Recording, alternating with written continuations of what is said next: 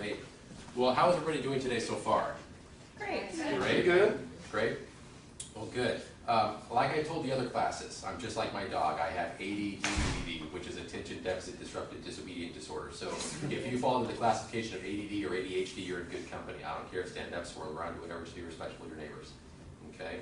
I'm going to try to stay on track with following kind of a linear progression, but if any questions happen, we might divert, all those things. So Kelly wanted me to talk today, or at least present information to you, because I sit on the board of directors at Diabetes Support Services, and part of that is functioning as a research analyst to review technologies that are used not only in Western healthcare, but from around the world, and to really separate the wheat from the chaff, so like separate the evidence-based research from all the marketing hype. And then to introduce you guys to some of the newer tools that we use for health management, especially within the diabetic population. Okay, is all that kind of like good in a nutshell? Yeah. Okay. Good. All right, so one of the breaking things that we're working with right now is hydrogen gas and using that with our clinical diabetic population. And that has, in your medical training or nursing training, has anybody ever talked to you about this? No. Okay. All right, so I want to be very clear in that when I'm talking about hydrogen gas, I'm referring to H2, not H+. H+ is really acidic, don't drink that bad. Okay, H2 is two hydrogen atoms with extra electrons, so they can donate electrons. They're actually very, very, very unique in that hydrogen, also in hydrogen gas, also known as dihydrogen or diatomic hydrogen or molecular hydrogen, tomato, potato, whichever one you decide to pick, they're all the same thing. What's very unique about it is that it can pass through, it's small enough to pass through cellular membranes, including the blood-brain barrier. So it can immediately arrest things like hydroxyl radicals, which are the most cytotoxic free radicals of all in the human body. And H2 can immediately bind with that and suppress it. It immediately converts into water. Okay, so... Wait, so what happens to the other hydrogen? I'm sorry. Is that getting too far off track? Well, perhaps, but right now what we know is that the hydrogen gas immediately binds with the hydroxyl and then you just get water out of it. So, I mean, that's what the science says thus far. And there's no negative effect, or there's no cytotoxicity at all. And that was also fortunately based on 30 years of military research where they used it for super deep sea diving, where they had Navy divers breathing a very specialized exotic gas mixture called Electrolyzed, which was 49% hydrogen, 50% helium, and 1% oxygen. And they would breathe that down to like 600 to 1,000 feet. Something crazy. Yeah. And what they realized was that there was little to no cytotoxicity from that at all, even at those very high concentrations. So with that said, there was an interesting phenomenon that transpired in the early 1990s in Nordenau, Germany. And there's a slate mine that's in that location in Germany. It was a slate mine during World War II, and it had since been converted into this special resort. And there were a large number of individuals that were suffering from terminal illnesses that went there for their last hurrah. And coincidentally, many of them had spontaneous remissions from their diseases while they were there. And it was enough to where local medical professionals got wind of this and were really curious. And so they went to investigate. And indeed, they did document that a large number of people did encounter spontaneous remissions, and they didn't know how it was happening. Long story short, I'm not sure how it really transpired, but they were able to enroll some Japanese physicists and scientists who were able to travel to Germany to perform quantitative analysis on the area, including the cave and the water. It just so happens that the slate mine itself had been converted into a large wine cellar. It was this large cave, but it had a stream running through it, a natural stream, natural aquifer. And the Japanese scientists discovered that there was a large quantity of hydrogen gas that was being evolved from the cave. And this was coming out of solution that was in the water. So the water was rich in hydrogen gas, which it stays in solution for a period of time. And then it immediately starts going through standard kinetics, and after 24 hours, it's kind of out of the water, and after 48 hours, or at 24 hours, it's at half-life, and then 40 hours, it's out, that it's floating around in the environment. So these people that were going into this wine cellar, or this area of the resort, were not only respirating hydrogen gas, they were also drinking what they called therapeutic water. And that was coined the phenomenon was, yeah, so they, the physicians encountering this, did a follow-up study on 411 diabetic patients. And what they discovered during this study was that after 6 days of consuming this water, biomarkers started changing measurably. LDL cholesterol was dropped by about 15%, HDL cholesterol was elevated by 7 to 8%. They encountered significant increases in insulin sensitivity. And in some cases, they had complete reversal of metabolic syndrome and diabetes type 2. And that was consuming between 1 and 2 liters per day, which is the equivalent of between 4 and 8 glasses in American terms. Okay, so that's where I came to this from the diabetic side. Now, why I started investigating this is because I started investigating the Japanese healthcare system. We started noticing with our diabetic population in the United States that quality of life wasn't what we thought it should be in their later years. In Western medicine, generally speaking, diabetes is handled to some extent through dietary control, to some extent through physical fitness, but to a large extent synthetic pharmaceutical medications. The problem with this approach in the long term, and I don't want to harp on Western medicine too bad because we're great at what we do, which is emergency management. We're great. I mean, if you get like an arm lopped off, this is the place to be if you want to put it back on, right? But when it comes to long-term care, the numbers don't lie. We're 49th in the world as far as longevity, and I think over the past like month, the first day infant mortality rate for all industrialized nations, we were #1. I mean, we have like the highest death rate for first day infants of any industrialized nation on the planet. And that was research that just broke over the last month or two. Yeah, so when it comes to long-term health in the United States, these are numbers that we really have to take a look at. Same thing with diabetics, synthetic pharmaceutical medications. They're at much higher risk of developing cardiovascular disease and cancer as a result of chronic inflammation and free radical damage. Right? So as they progress in life, frequently they're on more antibiotics to stave off infections because they have a lack of blood flow to their lower extremities, which then puts them at more risk for diabetic ulceration and then inflammation. So they're on lots of medications. After 30 to 50 years, then their kidneys take all they can handle, then they end up with tubular necrosis, and they end up in hemodialysis. And then life really sucks. And then you have to ask yourself, what's the point, right? So especially once they start encountering amputations. That's a total life changer, that's a game changer, right, in a bad way. So my job at DSS, Diabetes Support Services, was to look at all the available evidence, separate the evidence-based research from the marketing hype, and figure out how could we best serve our patients. What else was available that we weren't using? Is this how it has to be done, or is this just the way that Western medicine does it? And technically that's what we encountered, which was this is the way Western medicine does it. Is that really because it's towards optimal health, or are there other underlying issues involved, including both business and politics? Well, the answer is yes. And I'm not going to go into those today. But what I had to look at was, well, what other options are available? And then we started looking at the Japanese system, which was very unique. It's also important to note that the Japanese have the highest life expectancies of any country in the world. They also have one of the lowest infant mortality rates of any nation in the world. They were #1 for years. I think it's only been like the past 5 or 6 where they've dropped to #3. But they've also been nuked 3 times. They smoke like steel factories. So even so, they're still doing pretty good, right? You know, pound for pound. What's very unique about their medical system, though, is in the 1950s, they implemented something called Ningen Doku, which roughly translated means human dry dock.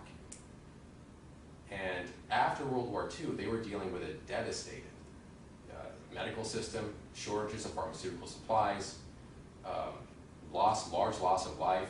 Those that were still alive, they were still dealing with radiation damage, starvation, malnutrition,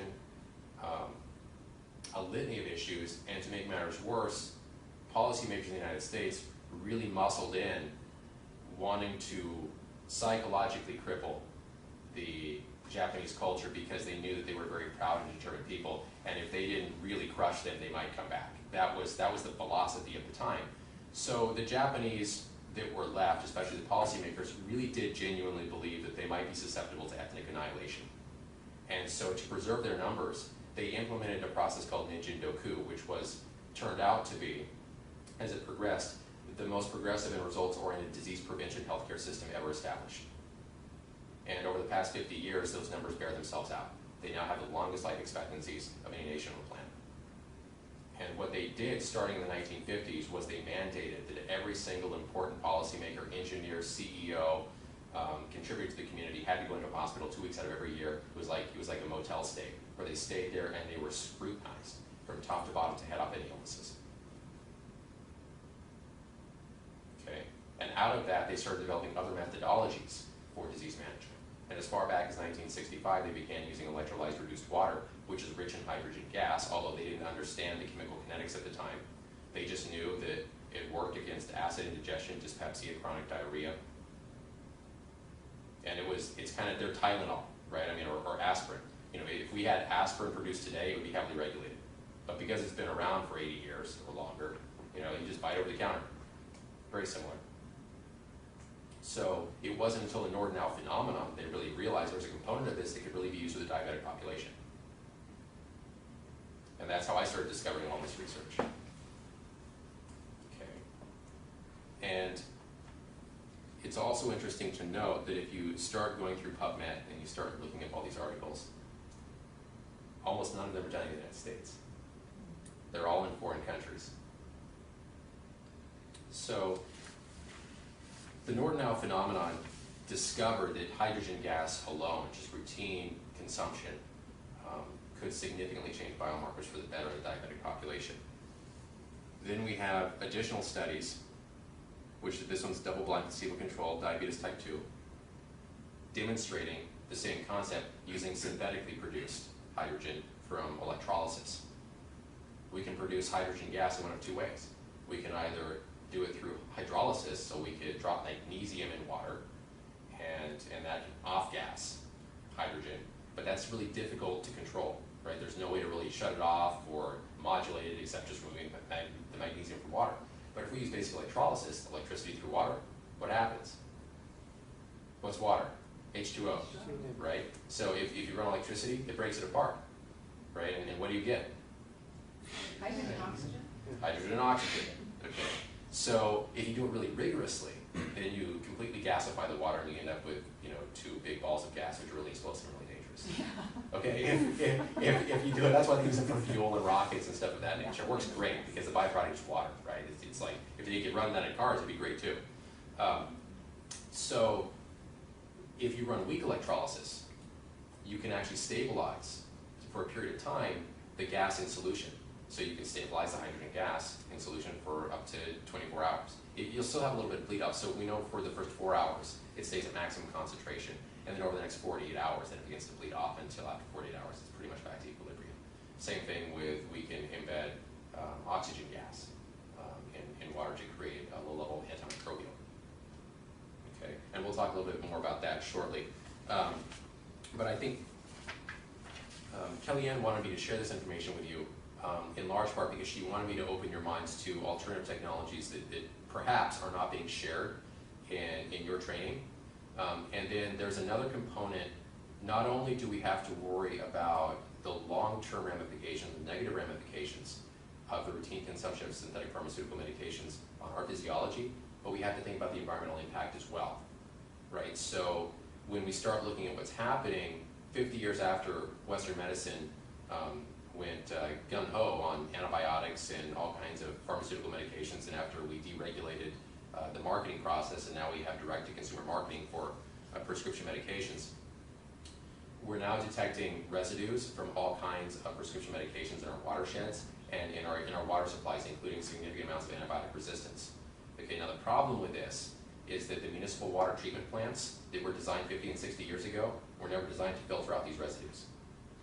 So they're trickling through, and up to 93% of them still make it through the system, and they end up in our river streams and in our drinking water. And there's currently no scientific way to understand how all 2,000 plus of these chemicals, residues, are going to interact and cause an impact on our long-term health, the health of wildlife, our children, sometimes they're one and the same, and then the environment itself, right? So this is becoming a real problem. Same thing with antibiotic resistance.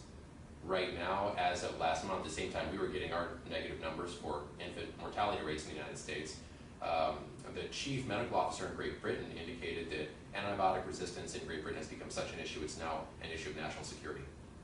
And they're not even dealing with MRSA anymore, now they're dealing with CRE. And CRE is the nasty redheaded stepchild to MRSA. MRSA's bad, CRE is horrific. And there's no way to really treat it. So these are things that we really have to start thinking about with regard to how do we, as we proceed with not only Western healthcare, but just healthcare around the world, how do we proceed in a way which really produces positive results in ways that cost very little and respect our communities and the environment? And that's not necessarily an easy challenge, especially when there are politics and business models in the way.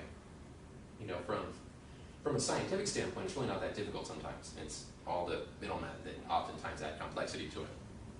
Pardon me while I've been jibber-jabbering. While I get a drink of water, I know I've been dominating the conversation. Do you have any questions? Is it only effective for type 2 diabetes? Not at all. It will not change the insulin production or lack of insulin production in type 1s.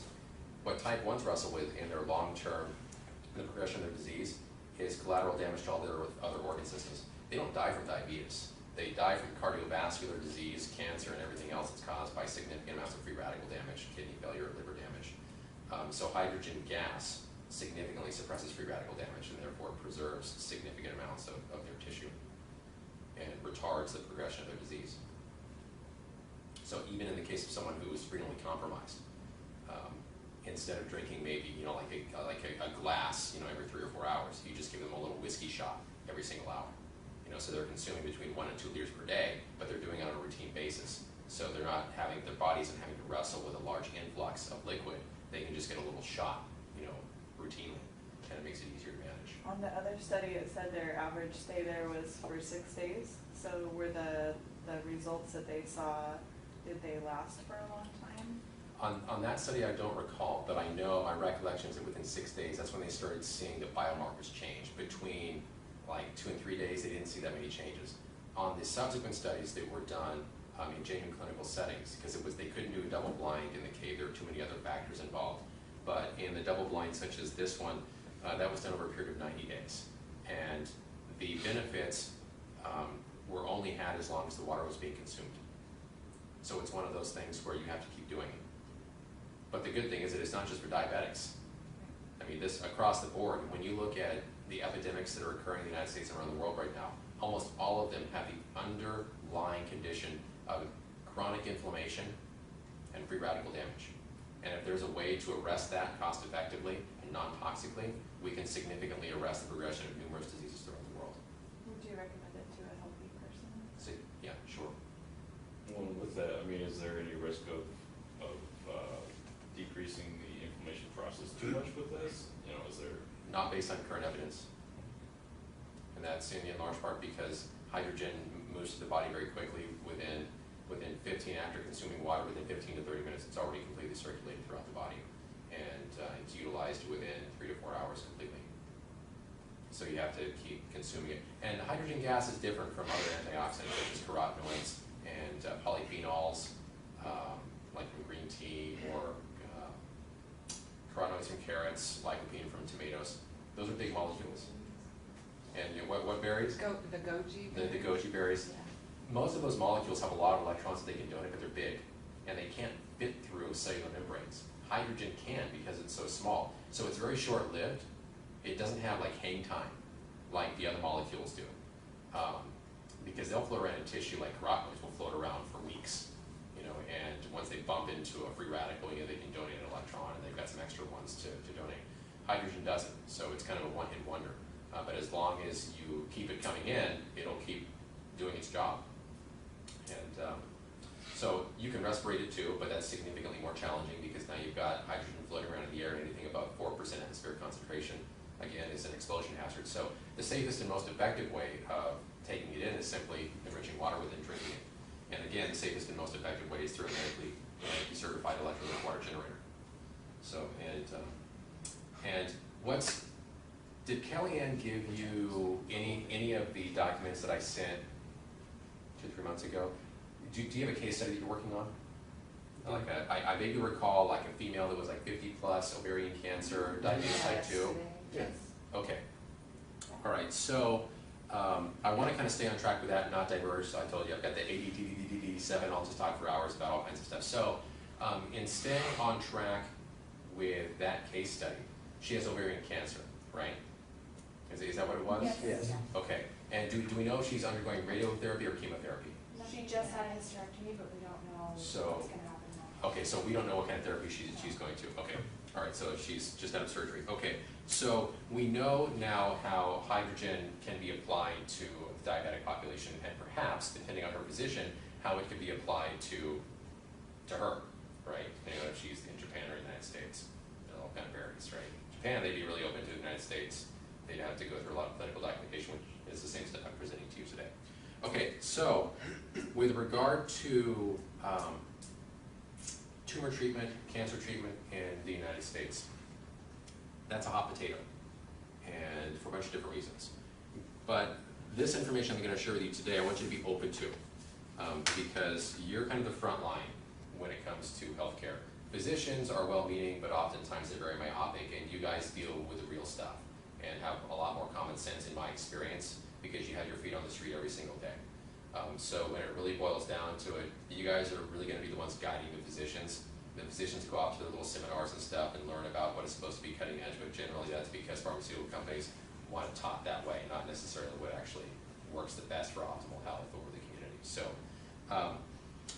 with regard to hydrogen gas, the Air Force Colonel, I think his name was William Paul Pfeiffer, Paul William Pfeiffer. He was the Air Force Colonel who was in charge of hyperbaric oxygen therapy and development in the 60s. The Air Force started heavily investigating hyperbaric oxygen following the high altitude secret surveillance flights from the U-2, because that was the first time pilots were really flying at super high altitudes, breathing 100% oxygen. They weren't sure what the effects were going to be on the human body. And so they had to learn about things like hyperoxia and lung burns and premature aging and all that stuff. He moved on from that to work with the Navy and Sea Lab, which was an underwater laboratory, where he then studied breathing gases such as hydrolyx, which is 49% hydrogen, 50% helium, 1% oxygen. And then he went on to study hyperbaric hydrogen. And that's kind of dangerous stuff, because now you have a highly pressurized environment with hydrogen gas, and that can be very explosive. But there was a hunch in 1967 that because cancer is highly associated with free radical damage, which causes DNA denaturing, that if there was a way to arrest the free radical damage, that we could effectively stall or significantly suppress the development of cancer. So that was a hypothesis in 1967. And then they did an animal study in 1975 using lab rats and intentionally infecting them with squamous cell carcinoma, which is skin cancer.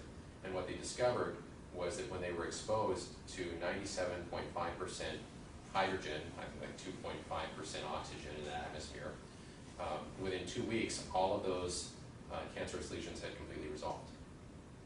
Okay, now what's interesting to note is that following that research, continuous research in the United States went black on that topic. No other research was done. Okay, I don't have the answer to that. In looking at all the research, there's no logical way to justify why that was done. There's certainly conspiracy theory, there's politics, there's business, all those play into it, no doubt. But there's no logical reason why it should have been stopped. From that point forward, all additional information or all additional research regarding that topic had to be done outside the United States. And that's where the Japanese started doing their research. And again, the Japanese have a medical system that's geared towards genuine disease prevention, and they do that because they were genuinely concerned about ethnic preservation. That's different from the way the Western medical healthcare system works, which never had to undergo that process. Our medical system was never based on cultural or ethnic preservation. It was based on a business model that was developed in the early 1900s, and it's continued to this day. So those are things that we have to think about. What I have to think about when I'm doing my research is, is Western medicine doing this because it's truly effective, or more effective than other options, or is it because that's the way that clinics can easily bill for it? And is it easily billable that way because of policies that have been put in place, and why were those policies put there? Okay, so in 1975, this was the study that was done by Dr. Fife. You can find this also through, I think it's available on PubMed. It might have been on a different database. What I've realized is that a lot of the oncology research isn't necessarily replicated PubMed replicates almost all research unless it's oncology. It's interesting. I think there's political issues involved in that too. So just food for thought. In 1999, Japanese researchers started figuring out some of the mechanisms of action with regard to hydrogen-rich water on tumor cells. And the hydrogen, which is contained in electrolyzed reduced water, that's why it's called reduced, has an effect on telomeres on tumor DNA. Telomeres are little end caps which allow DNA to replicate, and as long as the telomeres are long, they can continue replicating. They don't know exactly why it does this, but they know that electrolyzed reduced water, which is rich in hydrogen gas, suppresses telomeres on tumor cells, thereby retarding the development of the tumor. Only tumor cells, or? It appears to be selective. Okay. Not in healthy cells, only in tumor cells. They don't understand why. That's just, it appears to be selective. Okay? Now also, it's important to recognize that radiation exposure causes hydroxyl radicals, which are the most cytotoxic free radicals in the human body. When a hydroxyl radical experiences or connects with hydrogen gas, what's the byproduct? Water. H2O. Okay? So technically speaking, in Japan right now, they're investigating the routine consumption of electrolyzed reduced water as a countermeasure against nuclear radiation exposure following the Fukushima nuclear power plant disaster. Because it's cost effective. Perhaps one of the reasons why it's not more utilized in the United States is that it's a natural substance and it's not patentable. And therefore it cannot be highly controlled. It cannot be, the creation of it can't be artificially suppressed, and therefore the price cannot be artificially inflated. It's curious to note that chemotherapy drugs in the United States often carry a 1,000% markup compared to their sale in foreign countries. Why is that? Well, when you talk to the pharmaceutical companies, they scratch their heads and they can't figure it out. That's not technically true, they just don't want to tell you what the reason is. When they're called to Capitol Hill, also, they scratch their heads and claim they can't figure it out.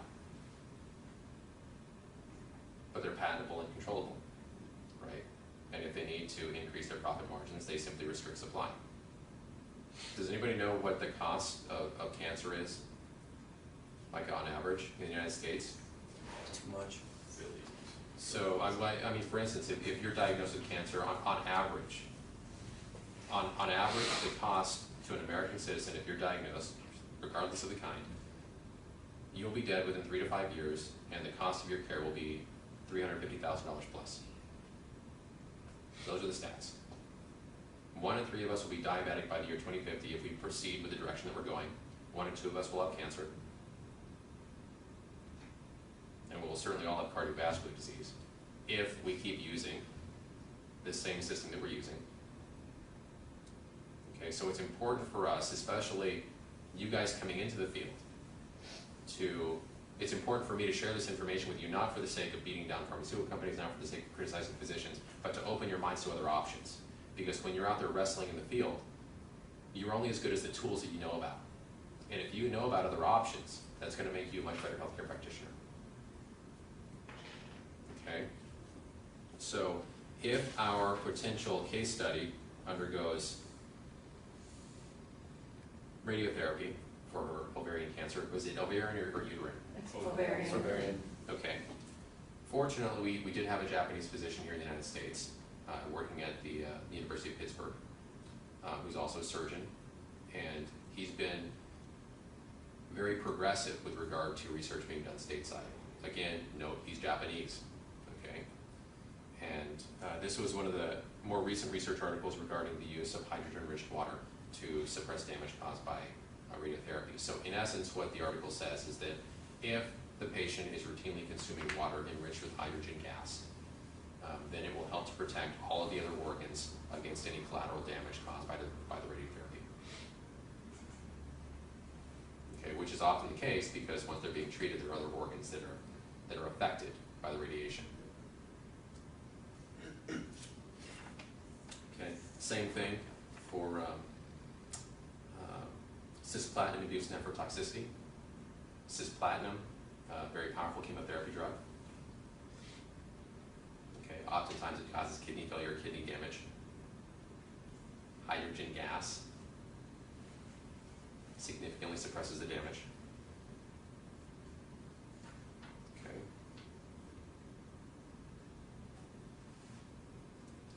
As you'll note, all this research, almost all of it is done in Japan.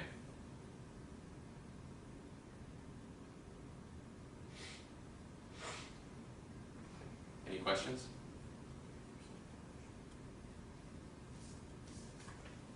What are the barriers to access to this? We use medically certified electrolytic water generators at the university level. And those are basically, it's an electrolysis machine that's been certified by the medical system in Japan, the Ministry of Health, Labor, and Welfare. And they've been doing that since 1965. We can also use the same technology to produce water that's rich in oxygen gas. And if we use saline solution instead of water, then we can actually produce a very powerful disinfectant. We can actually produce water that is rich, here it is. We can produce an aqueous solution that's rich in about 17 ppm O2 and about 35 ppm free chlorine. That's technically called hypochlorous acid. And that is not to be confused with hydrochloric acid. Okay? Hydrochloric acid will burn your face off. Hypochlorous acid might dry your skin out. Okay? Hypochlorous acid is actually the same natural biocide that's in our white blood cells. Again, not patentable. However, what we do know is that we can produce it from basic salt and electricity. How does your body produce it? Basic salt and electricity. We just do it on a bigger scale. Okay, what's important to note about this is that it's completely biodegradable. Once it goes in the septic system, 12 hours, it's completely inert. Okay, we can suppress MRSA in 30 seconds or less using this topically. Yeah. So when we start thinking about antibiotic resistance and using all kinds of other synthetic pharmaceutical medications, which are done because they're patentable, controllable, and marketed, prices can be inflated, then we have something that is not patentable and not really that controllable, and is completely biodegradable and very effective against, it's kind of a no-brainer, isn't it? Yeah. Yeah. So then you run into my problem, which is I've got big pharma on this side, and then I've got snake oil salesmen on this side, and I'm just trying to shoot down the middle and share the evidence-based research and separate that from all the crazy, wild things that are being said over here, which are marketing hype, and then the political agendas over here, which want to drive in a different direction for increased profit margins. Okay? Now, in the case of hypochlorous acid, this is also very important for diabetic patients because they're much more susceptible to lack of blood flow to the lower extremities, development of diabetic ulcers, and then if an infection sets in, then potential amputation. So the general course in the United States is antibiotics to suppress bacterial load, and then some type of topical wound treatment to help with closure, if it happens. So we can also use hypochlorous acid topically, in a medical environment. It helps when we have a surgeon on board to be able to direct it, although it is non-toxic. That's done more for politics than it is for efficacy. Okay, this article was written 2012 actually. I think it was 2011, it was published in 2012. It's called Electrochemically Activated Solutions. So that's currently the lingo that we use in the clinical environment for hypochlorous acid or any electrochemically produced solution that we can use as a topical disinfectant or like a solvent. Okay. Now, whoever wrote this was probably really proud. They're like, wow, I'm gonna get my PhD, I'm gonna get a job now, and they thought they were onto something new. No, they weren't onto anything new. This was used in 1915 in World War I. Okay, World War I. They used it on hospital ships. Okay, it was actually developed in 1889 as a means of sewage disinfection in London because they could use seawater, they could run electricity through seawater, they could produce dilute, they could produce a water that had dilute chlorine in it, which they could then use to disinfect sewage with. That's how it was initially designed. Then in World War I, it was applied to British and French hospital ships, which were military vessels, because they had mature electrical systems. Most municipalities did not. So even if you wanted to use this technology for sewage disinfection, it still was big, it was bulky, it was the size of this room, and it required a customized electrical system, which nobody really had at the time. But the military, always being ahead of the game, had sophisticated electrical systems on their ships. So they built electrolyzers out of cedar wood, carbon electrodes. And they dumped seawater in there because what's seawater? dirty saline solution is what it is. You already got your sodium chloride in there. So then they electrolyzed that, and now they add an aqueous solution that was rich in oxygen gas and free chlorine, which they then use to clean the decks, wash the laundry, and treat surgical infections, or treat surgical. 2 minutes? 2 minutes. Wow, we got to wrap this up really quickly. Okay. And then the hydrogen-rich water, which was produced in the process, they just chucked it overboard because the time was worthless. Okay, they didn't discover it actually had benefits until the Japanese began investigating in the 1930s, began investigating plants and animals. And then after World War II, because they had no pharmaceutical medications, their healthcare system was completely destroyed following World War II. They were open to other things, which is the same thing I'm trying to do with you guys, which is open your eyes to other things, and then they're much better off for it because now they have the longest life expectancies in the nation of the world. Okay, so with that said, we can use the same technology on diabetic ulceration. We had a 71-year-old case study last summer where we had a 71-year-old diabetic who developed an ulceration on the medial side of his right leg, just above the ankle. It initially started about this big, the end of a little pin. Within 4 days, it was that long, about 1.5 inches wide. Went to the oncologist, and the oncologist basically said, look, 71 years old, you have significant cardiovascular disease, significant neuropathy, you know, I'd like to be able to tell you good things, but here's the reality, you're probably looking at amputation. Now, there's some things that I can't say because we're on video right now, which I said in other classes, so you'll have to ask them what I said. But ultimately, his wife shared with me some things that I also can't share on the video. But she was aware of the research that was happening at the university, and long story short, hypochlorous acid, technically called electrolytic sodium hypochlorite, was placed in the container. He spritzed it every 4 hours. Within 3 days, he had complete scab over. Within 3 weeks, he had 75% wound resolution. Within 6 weeks, it was completely healed with only a scar, with no need for antibiotics whatsoever. Okay, so again, there's another way of reducing the dependency on antibiotics, thereby reducing our risk of being exposed, antibiotic resistance, and then environmental factors involved in that too. Okay. What kind of spectrum does the hypochlorous acid work on as far as antibiotics? Like gram-negative, gram-positive, everything in between? That's a really good question, and I've got documentation that covers that, and I don't have it right on the tip of my tongue, but if you contact me via email, I can get it to you. Okay. What we do know, just what I remember right off the cuff: MRSA, Klebsiella pneumonia, Salmonella, E. coli, Staphylococcus, and over 40 other pathogens that has been tested on, including fungi, bacteria, and viruses. That's what I remember right off the cuff. No. And could this be ingestible as well? Generally not. It's generally topical only. Okay. Yeah, and that's because it's very oxidizing. So the good thing, though, is that even if you did do it, it's not going to have any dire consequences. Like if your child took a shot glass of electrolytic sodium hypochlorite, they might feel like awkward, but they're not going to die. If they took a shot of straight bleach, they would be in the emergency room probably dead. Okay, so when we're looking at safety, there's really no options. So the way that we can implement this into our clinical practice is by educating our patients.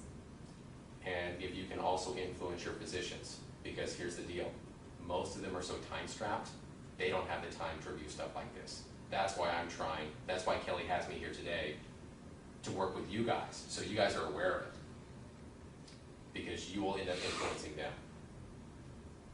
You know, somebody like myself, they might take the time to listen, they might not. The fact that I'm an executive on a board for a community health organization, it helps, but that's certainly no shoe-in. And just because I drop clinical evidence on the table doesn't mean they're going to be open to it, right? Or understand it. Or understand it. You know, and I really have to stick a fork in my eye sometimes because I'm appalled at what some physicians don't understand. And I do know that they're time-strapped, but it's frightening sometimes. It really is. And so I can spend a lot of time complaining about that, or I can spend my time educating. And I try to choose the latter. Doesn't mean I don't complain sometimes, but I try to focus on the other side. That's what actually gets the job done.